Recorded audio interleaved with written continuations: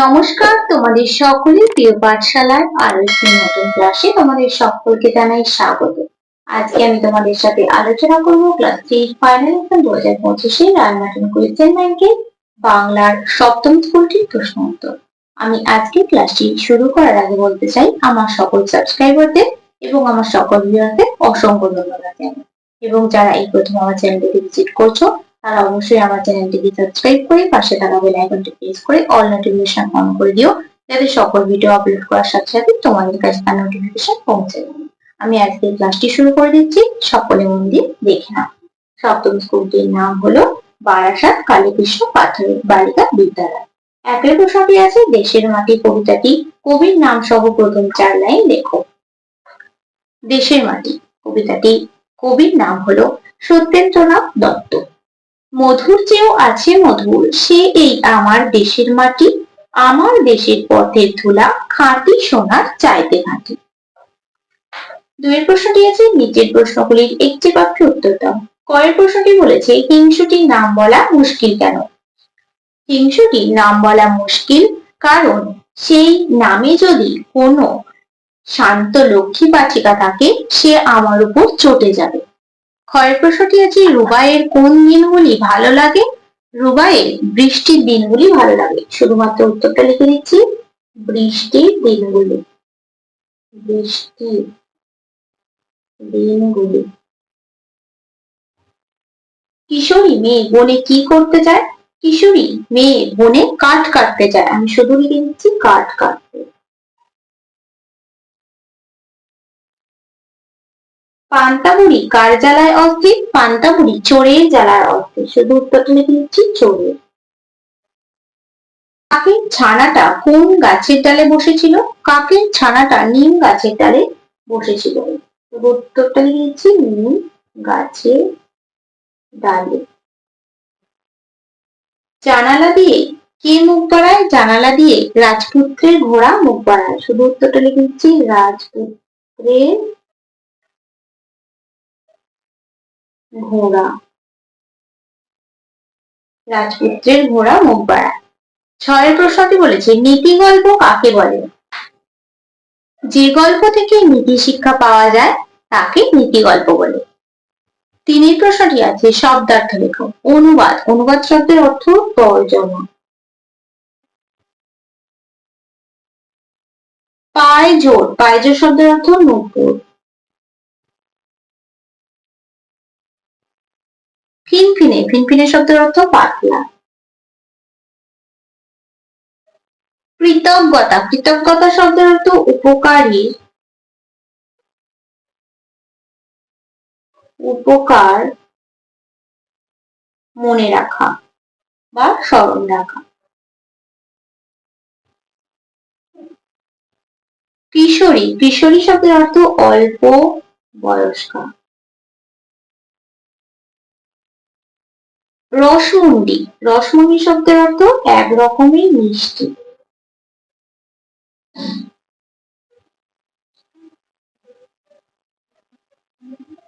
চারি প্রশ্নটি বলেছে নিচের শব্দগুলির বর্ণ বিশ্লেষণ করে দেখো।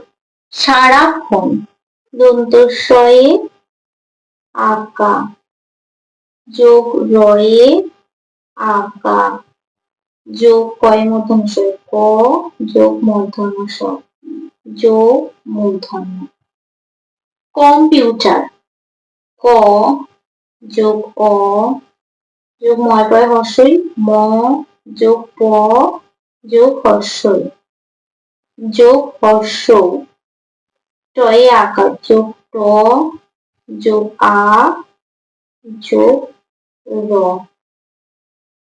সুন্দর, দন্ত স যোগ হর্ষ যোগ দন্তন্য যোগ দ যোগ র।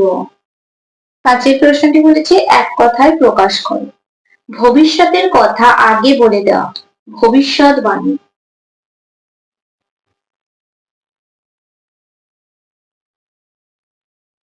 কল্পনার পৃথিবী, কল্পলোক। ছয় প্রশ্নটি বলেছে শব্দ যুগলের অর্থ পার্থক্য দেখাও। ধোয়া আর ধোঁয়া, ধোঁয়া শব্দের অর্থ পরিষ্কার করা।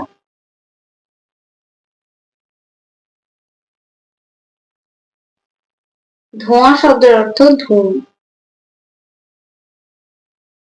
পাটি আর পাটি একাদশী, পাটি শব্দের অর্থ বসার জায়গা, আর পাটি মানে হলো পা। খাঁটি আর খাঁটি, খাঁটি পরিশ্রম করি, খাঁটি বিশুদ্ধ বা আসল। সাতের প্রশ্নটি বলেছে কোনটি বেমানান খুঁজে বের করে গোল্লাপ দাও। বোধোদয়, ছেলেদের রামায়ণ, রসমন্ডি, ইংরেজি ফার্স্ট বুক। রসমন্ডিটা আলাদা, এগুলো সব বই, আর এটা তো মিষ্টি। মেঘ, আগুন, বৃষ্টি, জল, বজ্রপাত। আগুন আলাদা। দুর্গা, কাশ, বরফ, শরৎ, নীল আকাশ। বরফ আলাদা। শরৎকাল, নীল আকাশ, দুর্গাপূজা, কাশফুল। বাক্স, আলমারি, মলাট, পুতুল। পুতুল আলাদা। আটের প্রশ্নটি বলেছে সঠিক শব্দ বসিয়ে শূন্যস্থান পূরণ করো। ভূতটা আসলে কাকুর ড্যাশ ছেঁড়া পাতায় আঁকা ছিল। খবরের খবরে কাগজ যে ছেঁড়া পাতায়। চেহারা নিয়ে ঈশপকে ড্যাশ শুনতে হতো, উপহাস শুনতে হতো। বুড়ি রাজার বাড়িতে ড্যাশ করতে চললো, নালিশ করতে চললো। মাথায় সূর্য এসে ড্যাশ কাঠি ছোঁয়ায়, সোনার কাঠি ছোঁয়ায়। হরিণের ড্যাশ পাখির বাসা ভেঙে গেছিল পায়ের চাপে, হরিণের পায়ের চাপে। নয়ের প্রশ্নটি বলেছে সংক্ষেপে নিচের প্রশ্নগুলির উত্তর দাও। কয়ের প্রশ্নটি আছে হাতি কেন চাষির ফসলের ক্ষেত নষ্ট করে দিয়েছিল। হাতির কানের মধ্যে ছোট পাখি ঢোকায় হাতি যন্ত্রণায় কাতর হয়ে ছটফট করতে করতে ফসলের ক্ষেতে ঘুরপাক খেতে লাগলো। এভাবে হাতি চাষির ফসলের ক্ষেত নষ্ট করেছিল। ক্ষয়ের প্রশ্নটি আছে মামার দেয়া পুতুলটি কেমন ছিল, সেটি কোথায় রাখা ছিল। মামার দেয়া পুতুলটি ছিল মিটমিটে, চোখ ফুটফুটে, মুখ কচি কচি, হাত পা আর টুকটুকে জামা কাপড় পরেছিল। সেটা কোথায় রাখা ছিল। মায়ের আলমারিতে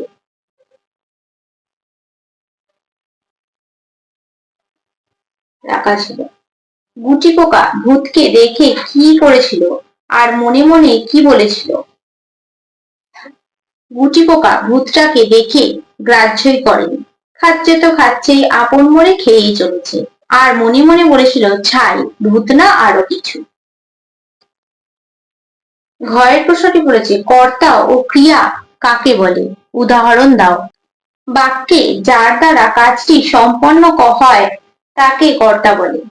যে শব্দের দ্বারা বোঝা যায় কর্তা কি করছে তাকে ক্রিয়া বলে। উদাহরণ রহিম বই পড়ছে, তাহলে কি বই পড়ছে রহিম, রহিম তাহলে কর্তা, আর পরে হলো ক্রিয়া। দশের প্রশ্নটি বলেছে নিচের সূত্রগুলি ব্যবহার করে শরৎকাল সম্পর্কে লেখো। নীল আকাশ, সাদা মেঘের ভেলা, কাশফুল, উৎসব, বেড়ানো, ছুটি, মজা। আমি বইতেই তোমাদের শরৎকাল রচনাটা দেখিয়ে দিচ্ছি। শরৎ বাংলার তৃতীয় ঋতু। শরৎ আসে বর্ষার পরে, থাকে দুটো মাস, ভাদ্র ও আশ্বিন। শরৎকালকে বলা হয় ঋতুর রানী। এই ঋতুতে প্রকৃতি হয়ে ওঠে অপরূপা। আকাশে বর্ষার কালো মেঘ আর দেখা দেয় না, তার বদলে নীল আকাশের বুকে মাঝে মাঝে টুকরো টুকরো সাদা মেঘ ভেজা তুলোর মতো ভেসে বেড়ায়। হঠাৎ একটু বৃষ্টি হয়ে যায়, কিন্তু বৃষ্টি থামার সঙ্গে সঙ্গে আবার রোদ উঠে যায়। শরৎকালে চাষের জমি সবুজ হয়ে ওঠে, জলে ভরে থাকে পুকুর, নদী, খাল, বিল। জলে নানা ফুল ফুটে ওঠে এই সময়। এই সময় দেখা যায় কাশ ফুলের মেলা, আর এই সময় ফোটে শিউলি ফুল। থাকে সেই সারা রাত, ভোর হলেই পরে ঝরে। রাতে সবুজ গাছে জ্যোৎস্না পড়ে অপূর্ব দেখায়। ভোরে দেখা যায় সবুজ গাছে শিশির জমেছে, তার উপর সূর্যের আলো পড়ে ভীষণ সুন্দর দেখায় তখন। এই সময় আবহাওয়া থাকে আরামদায়ক, না গরম না ঠান্ডা। কেয়া শেফালি পদ্ম শরৎকালের ফুল। এই শরৎকালেই হয় বাঙালির শ্রেষ্ঠ উৎসব শারদীয়া দুর্গাপূজা। দুর্গাপূজার 4টে দিন গরিব বড়লোক সবাই আনন্দে মেতে ওঠে। তারপরে ঘরে ঘরে হয় লক্ষ্মী পূজা। সকলেই খুশির আর সীমা থাকে না, কিন্তু কোনো কোনো সময় আশ্বিন মাসে প্রচন্ড ঝড় হয়, তাতে নষ্ট হয় ফসল, গাছপালা, ঘরবাড়ি ভেঙে পড়ে, মানুষ পশু পাখির প্রাণ যায়, সম্পত্তির ক্ষতি হয়। এছাড়া এই সময় মানুষের হঠাৎ করে ঠান্ডা লেগে যাওয়া, সর্দি কাশি, ইনফ্লুয়েঞ্জা, নিউমোনিয়া এইসব রোগ দেখা দেয়। একটু সাবধান থাকলে অবশ্য এইসব সমস্যা এড়িয়েও চলা যায়। আজকের ক্লাসটি আমি এখানে শেষ করছি। খুব তাড়াতাড়ি আরো একটি নতুন ক্লাস নিয়ে হাজির হবো তোমাদের সামনে। যদি তোমাদের আজকের ক্লাসটি ভালো লেগে থাকে তাহলে অবশ্যই লাইক, কমেন্ট, সাবস্ক্রাইব এবং শেয়ার করতে ভুলবে না। সকলে সুস্থ থাকবে, স্বাভাবিক থাকবে। সকলকে অসংখ্য ধন্যবাদ জানাই।